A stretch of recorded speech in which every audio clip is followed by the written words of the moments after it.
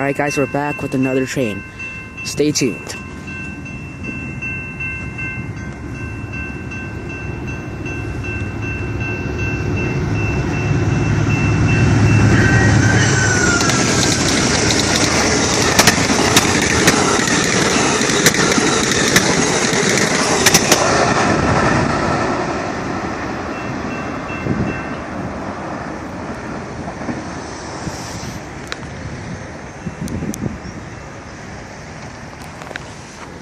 Out of nowhere, that Amtrak just came out of nowhere.